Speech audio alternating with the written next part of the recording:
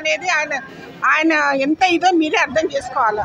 ఇంకొకటి చెప్పదలుచుకున్న ప్రజలకు అందరికీ కూడా, ఈ ఓటు మనము దేశం కోసం వేస్తున్నాం. ఈ ఓటు అది మీరు అందరు దృష్టిలో పెట్టుకొని తప్పకుండా అన్నమ్మ గారు మీకు అందరికీ ఎప్పుడు ఇక్కడ అందుబాటులో ఉండే వ్యక్తి కాబట్టి. ఇంకోటి అరుణమ్మ ఇక్కడ తెలియని వ్యక్తి అనేటువంటి ఎవరు లేరు. అరుణమ్మ ప్రతి ఒక్కరికి తెలుసు.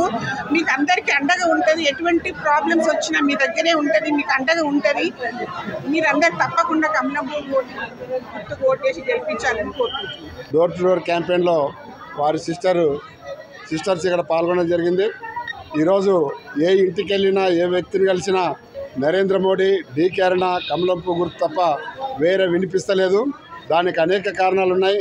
గత 10 సంవత్సరాలు నరేంద్ర మోడీ గారు దేశం కోసం 24 గంటలు శ్రమించి ఈ దేశాన్ని ప్రపంచ అగ్రదేశాల సరసన నిలబెట్టడానికి, అవినీతి రహిత పరిపాలన అందించడానికి, బీదల కడుపు నింపడానికి ఎన్నో రకాల సంక్షేమ పథకాలను చేపట్టి ఈరోజు ప్రజల ఆరాధ్య దైవంగా, అభిమాన నాయకుడిగా ఉన్న నరేంద్ర మోడీ గారిని ఓడించడం ఎవరికి తరం కాదు.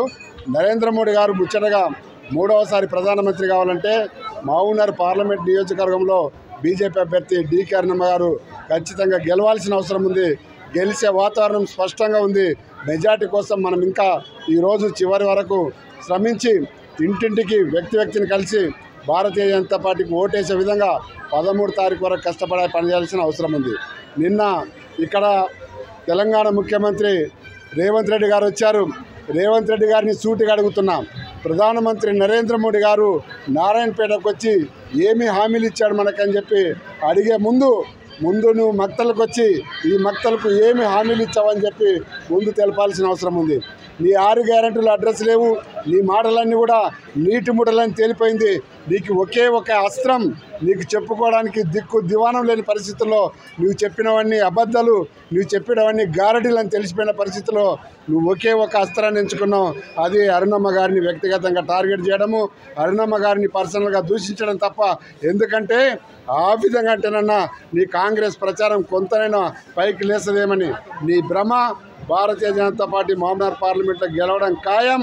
6 నెలల్లో నిన్ను నీ కాంగ్రెస్ పార్టీలో ఉన్న వాళ్ళే గద్దలు రాబందులు పీకెత్తినట్టుగా పీకెత్తిని నీ పదవిని ఊడగొట్టడం కూడా ఖాయం.